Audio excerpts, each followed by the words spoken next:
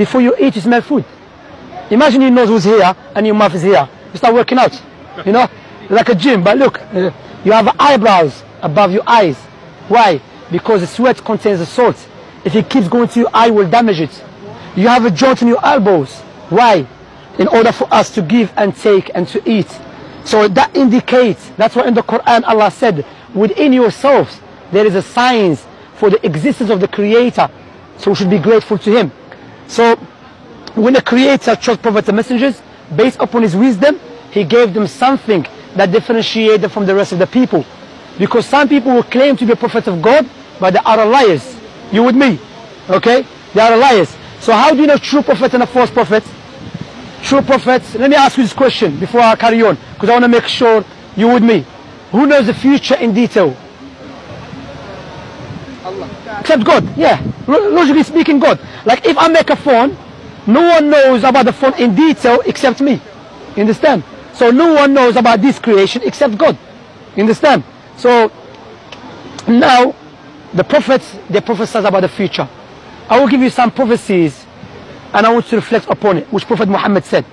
Prophet Muhammad, who lived 1,400 years ago in the middle of desert in Mecca, he said there will come a time when you see the barefoot Arab man competing in building tall buildings. What you have to understand, when the Prophet Muhammad mentioned that, alayhi salatu wasalam, the Arabs were not known to build tall buildings. Those who were known during those days, the Persians, the Romans, the Egyptians, the Greeks. Let me ask you this question. Where is the tallest building in the world? Dubai. Dubai 50 years ago was a pure desert, let alone 1,400 years ago. So how a man that lived 1,400 years ago knew about something precisely, specifically, detailed? Another one. Prophet Muhammad said there will come a time when the Arabs stop using the camels as a riding beast, and they will use something as a box. Listen to this carefully. Something as a box that will carry them from their houses to the mosque with their wives. The question you ask yourself, we know the camels to the Arab man is like his wife, you know, like family. That's what they use all the time. But we know now, if you go to the Arab world, what they use? Cars. And the Prophet Muhammad, what he said? Like a box. So how he knew that? For example as well, let me give you this example. Do you know the Quran? The book, the holy book of the Muslims. The holy book of the Muslims, Allah mentioned in the Quran 1,400 years ago that this book, Allah revealed it in the way will be easy for the people to memorize it. This question I will ask you, is there any book that you know the size of the holy book for the Muslims? It has been memorized by 100 million of people. Do you know any book like that? Word for word, letter for letter? No. Except the Quran. Imagine, even Denmark, you have Muslims there. You know, Somalians have Somalians there, mashallah. And Somalians, they're known to memorize the Quran. Allah Mabarak, may Allah bless them. So word for word, in Africa, in Europe, in America, Muslims memorize the Quran word for word, letter for letter. If Prophet Muhammad was a false prophet, how was he able to say the book that I came with will be memorized by everyone? That speech is a speech of the Creator who knows about His creation. Make sense? Okay, now let me ask you.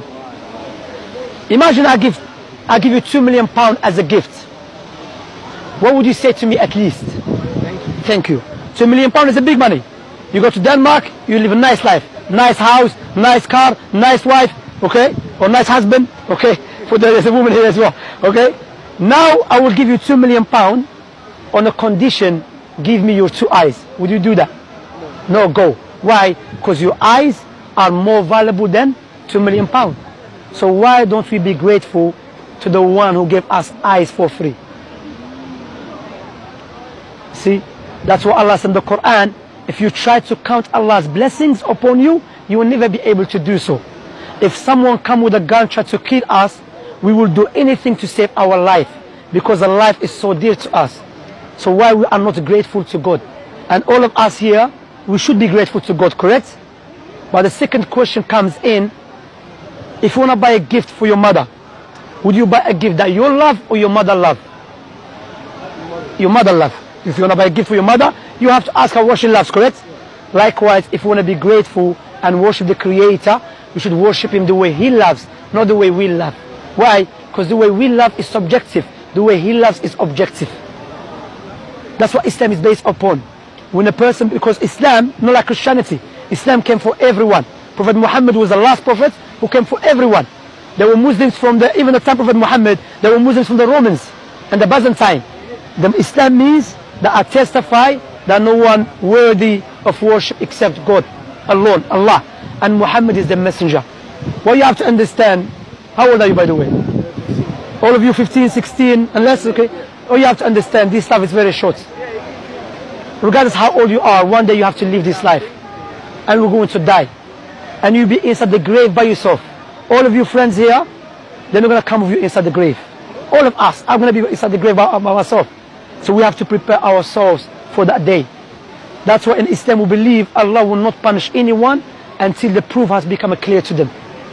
Allah said in the Quran, there is no one more unjust than the one